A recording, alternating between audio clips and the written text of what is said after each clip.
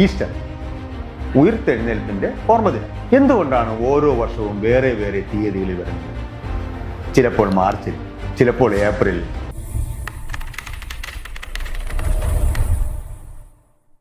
നമ്മൾ മലയാളത്തിൽ ദുഃഖവെള്ളി എന്ന് പറയും, പക്ഷേ ഇംഗ്ലീഷിൽ അത് ഗുഡ് ഫ്രൈഡേ ആണ്. എന്താണ് അതിൻ്റെ കാരണം? അതുപോലെ ഈസ്റ്റർ, ഉയിർത്തെഴുന്നേൽപ്പിൻ്റെ ഓർമ്മദിനം. എന്തുകൊണ്ടാണ് ഓരോ വർഷവും വേറെ വേറെ തീയതികളിൽ വരുന്നത്? ചിലപ്പോൾ മാർച്ചിൽ, ചിലപ്പോൾ ഏപ്രിലിൽ. ഒരിക്കലും തുടർച്ചയായി ഒരേ തീയതിയിലല്ല. നിങ്ങൾക്കറിയാമോ എന്തുകൊണ്ടാണിത്? ഈ വീഡിയോയിലൂടെ വസ്തുതാപരമായി നമുക്ക് നോക്കാം. എല്ലാവർക്കും സ്വാഗതം. നല്ല കാര്യങ്ങൾ പറഞ്ഞവരെയും പറയുന്നവരെയും ഈ ലോകം എത്ര ദിവസം സഹിച്ചിട്ടുണ്ട്, അല്ലെങ്കിൽ സഹിക്കാൻ തയ്യാറുണ്ട്? ചരിത്രം നോക്കിയാൽ അധികകാലമില്ല. വർത്തമാനകാലത്തും തദൈവ. അങ്ങനെ നോക്കുമ്പോൾ ജീസസ് ക്രൈസ്റ്റ് സ്നേഹം പറയാനും മനുഷ്യനെ മാനിക്കാനും ദരിദ്രനെ സഹായിക്കാനും പറഞ്ഞ ഒരാൾ, ലോകത്തിനു വേണ്ടി ജീവിച്ചതും ലോകം ഇന്നും എന്നും ഓർക്കുന്നതുമായ മഹത്തുക്കളിൽ പ്രമുഖ സ്ഥാനമാണ് ജീസസ് ക്രൈസ്റ്റിനുള്ളത്. പക്ഷെ ജീസസിനും സിസ്റ്റത്തിനെതിരെ പോയതിൻ്റെ പേരിൽ വലിയ വില കൊടുക്കേണ്ടി വന്നു. ജീസസിൻ്റെ സംഭവബഹുലമായ ചരിത്രത്തിലെ ഒരു പ്രധാന ഏടാണ് ജെറുസലേം ദേവാലയത്തിൽ അധിക ലാഭത്തിലും അധാർമികതയിലും വ്യാപാരം നടത്തിയവരെ പുറത്താക്കിയത്. അതൊരു ശക്തമായ നിലപാടായിരുന്നു. ജീസസിൻ്റെ അന്ത്യനാളുകളുടെ പിന്നിൽ വിവിധ ചരിത്ര മത വ്യാഖ്യാനങ്ങളുണ്ട്.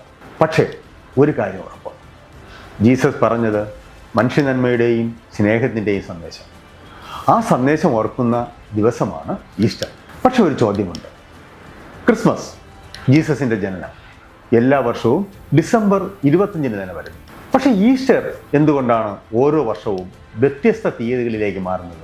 ജീസസിൻ്റെ കുരിശിലേറ്റൽ ഒരു പർട്ടിക്കുലർ സമയത്ത് നടന്നതാണെങ്കിൽ പെസഹ വ്യാഴവും ദുഃഖവെള്ളിയും ഈസ്റ്ററും എല്ലാ വർഷവും ഒരേ തീയതികളിലാകേണ്ടതല്ലേ? പക്ഷെ ഇവിടെ ഒരു കാര്യം ശ്രദ്ധിക്കേണ്ടതുണ്ട്. ആ സംഭവങ്ങൾ നടന്നത് നമ്മൾ ഇന്ന് ഉപയോഗിക്കുന്ന കലണ്ടർ അനുസരിച്ചല്ല. അന്ന് ഉപയോഗിച്ചിരുന്നത് ചന്ദ്രനെ അടിസ്ഥാനമാക്കിയ ലൂണാർ കലണ്ടറായിരുന്നു. മാത്രവുമല്ല, ആ സംഭവങ്ങൾ നടന്നത് ഫുൾ മൂൺ സമയത്തായിരുന്നു. അത് സൺഡേ ആയതിനാൽ റിസറക്ഷൻ സൺഡേ ആയി ആഘോഷിക്കുന്നു. ഇന്ന് നമ്മൾ ഉപയോഗിക്കുന്നത് സോളാർ കലണ്ടറാണ്, സൂര്യനെ അടിസ്ഥാനമാക്കിയത്. കാലക്രമേണ കാലം കണക്കാക്കുന്ന രീതികൾ പലതും ഉപയോഗിക്കപ്പെട്ടിട്ടുണ്ട്. അവയെ തമ്മിൽ ഒത്തുചേരുന്ന തീയതിയിലേക്കാണ് ഇന്ന് നമ്മൾ എത്തിയിരിക്കുന്നത്. അതുകൊണ്ടാണ് ഈസ്റ്റർ സ്പ്രിംഗ് അഥവാ വസന്തകാലം കഴിഞ്ഞ് വരുന്ന ഫസ്റ്റ് മൂൺ കഴിഞ്ഞുള്ള ആദ്യ സൺഡേ എന്നാണ് വരുന്നത്. കൂടാതെ AD എന്ന് പറയുന്നത് ആഫ്റ്റർ ഡെത്ത് ആണെന്ന് പലരും തെറ്റായി കരുതുന്നു. പക്ഷെ അത് ശരിയല്ല. AD എന്നത് അന്നോ ഡൊമിനി അഥവാ ലോഡിൻ്റെ വർഷം എന്നതാണ്. ഇന്ന് നമ്മൾ CE അഥവാ കോമൺ ഇറ എന്ന് പറയുന്നത് അതേ കാലക്രമം തന്നെ, ഒരു ന്യൂട്രൽ പേരിൽ നാം ഇന്ന് ഉപയോഗിക്കുന്നു. കൂടാതെ നമ്മൾ മലയാളത്തിൽ ദുഃഖവെള്ളി എന്ന് പറയുന്നു. പക്ഷേ ഇംഗ്ലീഷിൽ അത് ഗുഡ് ഫ്രൈഡേ ആണ്. സംഭവം നോക്കുമ്പോൾ ദുഃഖവെള്ളി എന്ന് പറയുന്നതാണ് കൂടുതൽ അനുയോജ്യം. കാരണം അത് ജീസസിൻ്റെ കുരിശിലേറ്റലിൻ്റെ ഓർമ്മ ദിനമാണ്. പക്ഷേ ഗുഡ് ഫ്രൈഡേ എന്നതിൻ്റെ അർത്ഥം ദുഃഖം മാത്രമല്ല, അതിലൂടെ മനുഷ്യർക്കായി ഒരു വലിയ സന്ദേശം നൽകിയ ദിവസം എന്നതാണ്. ആ സന്ദേശത്തിൻ്റെ മഹത്വവും വ്യാപ്തിയും ഉൾക്കൊള്ളുമ്പോൾ നല്ല വെള്ളി എന്നൊരർത്ഥവും അതിൽ കാണാം.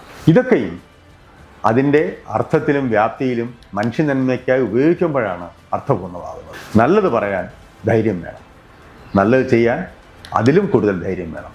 ജീസസ് മനുഷ്യർക്കായി പറഞ്ഞതും പ്രവർത്തിച്ചതും അതാണ്. അന്ന് ജീസസിനെ ക്രൂശിച്ചവർ ഇന്ന് പുതിയ രൂപങ്ങളിൽ, പുതിയ തന്ത്രങ്ങൾ നമ്മൾ തിരിച്ചറിയേണ്ട സമയമാണ്.